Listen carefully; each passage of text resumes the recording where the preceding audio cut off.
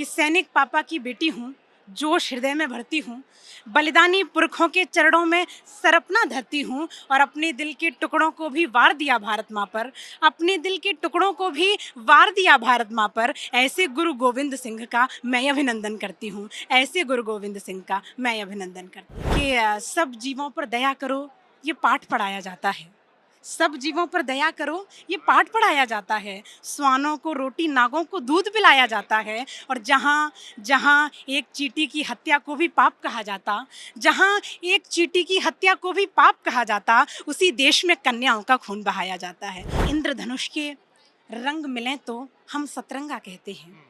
इंद्रधनुष के रंग मिले तो हम सतरंगा कहते हैं। मन चंगा हो अगर कठौती में ही गंगा कहते हैं। और हरा श्वेत केसरिया मिलकर देते हैं संदेश यही, हरा श्वेत केसरिया मिलकर देते हैं संदेश यही। जिस पर हंसकर जान लुटा दें उसे तिरंगा कहते हैं, जिस पर हंसकर जान लुटा दें उसे तिरंगा कहते हैं। नई दिल्ली विश्व पुस्तक मेला की इस बार की जो थीम है वो भारतीय सैन्य इतिहास को समर्पित है।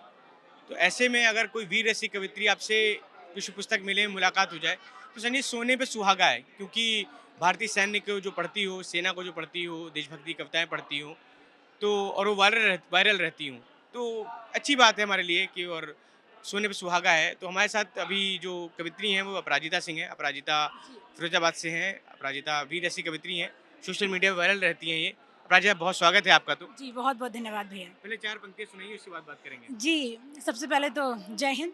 मैं देश की बात करती हूँ, देशभक्ति की बात करती हूँ और एक सैनिक पिता की बेटी हूँ, ये मेरे लिए बहुत गर्व की बात है। तो मैं पहली 4 पंक्तियाँ अपने परिचय की सुनाती हूँ कि सैनिक पापा की बेटी हूँ, जोश हृदय में भरती हूँ, बलिदानी पुरखों के चरणों में सर अपना धरती हूँ और अपने दिल के टुकड़ों को भी वार दिया भारत माँ पर, अपने दिल के टुकड़ों को भी वार दिया भारत माँ पर। ऐसे गुरु गोविंद सिंह का मैं अभिनंदन करती हूँ, ऐसे गुरु गोविंद सिंह का मैं अभिनंदन करती हूँ। हमारे जो पिताजी हैं वो भी आर्मी से हैं, तो बड़ा प्रेशर रहता था, जल्दी उठें, जल्दी सुबह उठा देते थे, स्ट्रिक्ट उठो पढ़ाई करो। तो क्या अपराजिता के साथ भी ऐसा होता है, जल्दी उठो जल्दी पढ़ाई करो? नहीं, थोड़ा-सा है तो, लेकिन मैं कुछ 6 महीने पहले डीयू में मेरा एडमिशन हुआ और मैं एनसीसी भी कर रही हूँ। तो प्रेशर तो थोड़ा-सा है कि एनसीसी भी करना है, फिर पढ़ाई भी करनी है, फिर कविता का शौक है, पढ़ने का शौक है, तो इधर भी देखना थोड़ा-सा प्रेशर है, लेकिन मुझे आनंद आता है ये सब करने में। तो फिर मैं उसे प्रेशर के रूप में नहीं लेती, मैं आनंद के साथ करती हूँ, तो मुझे आनंद के साथ सब कुछ अच्छा मेरा होता है। लड़कियों को नॉर्मल जो महिलाएं हैं श्रृंगार पसंद करती हैं, कहाँ ये अचानक से एक युवा लड़की श्रृंगार की जगह देशभक्ति? मैंने जैसे कि आपको बताया कि मैं एक सैनिक पिता की बेटी हूँ और एक मैं किसान की पोती हूँ। मेरे जो दादा थे किसान भी थे और एक टीचर भी थे। तो मेरे मन में लगा कि श्रृंगार तो सब लोग पढ़ते हैं ना। जब मेरे घर में वो वातावरण था, मैं अपने पिता को देखती थी, उनका संघर्ष देखती थी। वो सीमा पर देश की रक्षा भी कर रहे हैं, उसके बाद परिवार को भी सँभाल रहे हैं। मैं एक किसान की मेहनत को देखती थी कि कैसे वो किसान खेत में मेहनत करता है और फिर अपने परिवार को देखता है। तो मुझे लगा कि इनकी पीड़ा को देश में गाना चाहिए, लोगों के बीच में कहना चाहिए, समाज की पीड़ा को लोगों के बीच रखना चाहिए। तो मुझे देशभक्ति लगा कि देशभक्ति की कविता मुझे पढ़नी चाहिए, लोगों के बीच में रखनी चाहिए। तो वहीं से मेरे अंदर आया कि मुझे देश के लिए अपनी बात रखनी चाहिए, सामाजिक रचनाएँ लोगों के बीच पहुँचानी चाहिए, समसामयिक रचना लोगों के बीच रखनी चाहिए। वहीं से शुरुआत हुई और मैं मंचों पर यही पढ़ती हूँ। 4 पंक्तियाँ और सुनाइए, उसके बाद दूसरा सवाल करूँगा आप पे, क्योंकि ऐसे ही सब पंक्तियाँ सुनता रहूँगा तभी आप सुनाती रहेंगी, खुद तो सुनाएँगे नहीं आप। ठीक है, मैं 4 पंक्तियाँ मैं बेटियों की बात करती हूँ। ये 4 पंक्तियाँ मैं आपको सुनाती हूँ, क्योंकि हम उस देश के निवासी हैं भैया, जहाँ माना जाता है कि चींटियों को मारने से पाप लगता है। फिर उसी देश में कन्याओं को क्यों मार दिया जाता है, क्यों ज़िंदा जला दिया जाता है? ये मेरा प्रश्न है और मेरी ये 4 पंक्तियाँ सुनिएगा कि सब जीवों पर दया करो, ये पाठ पढ़ाया जाता है। सब जीवों पर दया करो, ये पाठ पढ़ाया जाता है। स्वानों को रोटी, नागों को दूध पिलाया जाता है। और जहाँ जहाँ एक चींटी की हत्या को भी पाप कहा जाता, जहाँ एक चींटी की हत्या को भी पाप कहा जाता, उसी देश में कन्याओं का खून बहाया जाता है। उसी देश में कन्याओं का खून बहाया जाता है। अभी आपने बताया कि अभी 6 महीने पहले एडमिशन हुआ आपका, तो पढ़ाई के साथ-साथ ये कवि सम्मेलन, कविताएँ लिखती हैं आप, तो घर की तरफ से प्रेशर या मम्मी-पापा मना करते हो कभी?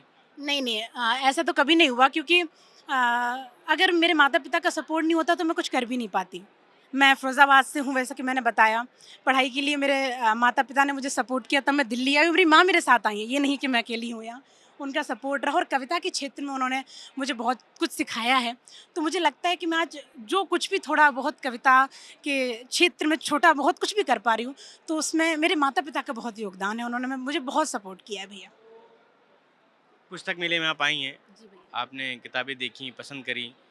अभी क्या लगता है जैसे आप भी युवा हैं, तो क्या ऐसा लगता है युवा डिजिटल से ज़्यादा जुड़ा हुआ है, हार्ड कॉपी किताब में हाथों में लेकर पढ़ने का शौक जो उसका है वो कम हो रहा है? नहीं, मुझे पे मेले में आके तो बिल्कुल नहीं लगा कि कम हो रहा है, जितना मैं लोगों को यहाँ देख रही हूँ, परख रही हूँ, लोगों को बहुत इंटरेस्ट है। लेकिन हाँ, कहीं न कहीं थोड़ा-सा जब से ये डिजिटल तो क्योंकि मैं भी जेन ज़ी हूँ, मैं ये नहीं कहूँगी कि फ़ोन मत चलाओ या ऐसा मत करो, वैसा मत करो। हाँ, यूज़ करो, लेकिन किताबें बहुत ज़रूरी हैं। मुझे लगता है कि यदि आज के दौर में मेरे जैसे जो मेरे भाई-बहन हैं, उन्हें यदि पुराने लोगों को जानना है, कैसे लोग होते थे, पुराना वातावरण जानना है, समाज में क्या चीज़ें चल रही हैं, तो किताब पढ़ना बहुत आवश्यक है और पढ़ना भी चाहिए। मुझे नहीं लगता कि अब लोगों को लोग दूर हो रहे हैं कविता से। मुझे तो लग रहा है कि जब से ये मेले जैसा इतना भव्य दिल्ली में हो रहा है, तो मुझे लगता है लोग और जुड़ रहे हैं, लोग किताबें ले रहे हैं, पसंद कर रहे हैं। अपराजिता, आपको आने वाले भविष्य के लिए बहुत सारी शुभकामनाएँ। आखिरी में कुछ पंक्तियाँ अगर आप सुनाएँ, तो बहुत अच्छा लगेगा हमें क्योंकि सैन्य इतिहास के लिए इस बार जो थीम है वो सैन्य इतिहास है। हाँ। भारत तो अगर चंद पंक्तियाँ आप सेना पे सुनाएँ अगर। जी, जी, मैं 4 पंक्तियाँ देश के तिरंगे के नाम सुनाती हूँ। क्योंकि देश का तिरंगा हम सबकी आन है, सम्मान है, हम सबकी आन-बान शान है। देश के तिरंगे के लिए 4 पंक्तियाँ मैं आपको सुनाती हूँ कि इंद्रधनुष के रंग मिलें तो हम सतरंगा कहते हैं। इंद्रधनुष के रंग मिलें तो हम सतरंगा कहते हैं। मन चंगा हो अगर कठौती में ही गंगा कहते हैं और हरा, श्वेत, केसरिया मिलकर देते हैं संदेश यही। हरा, श्वेत, केसरिया मिलकर देते हैं संदेश यही, जिस पर हँसकर जान लुटा दें उसे तिरंगा कहते हैं। वाह! जिस पर हँसकर जान लुटा दें उसे तिरंगा कहते हैं। बहुत बढ़िया, आपको फिर से बहुत-बहुत शुभकामनाएँ और हमसे बात करने के लिए बहुत-बहुत आभार thank you Aparajita. So much भैया, आपका बहुत-बहुत आभार।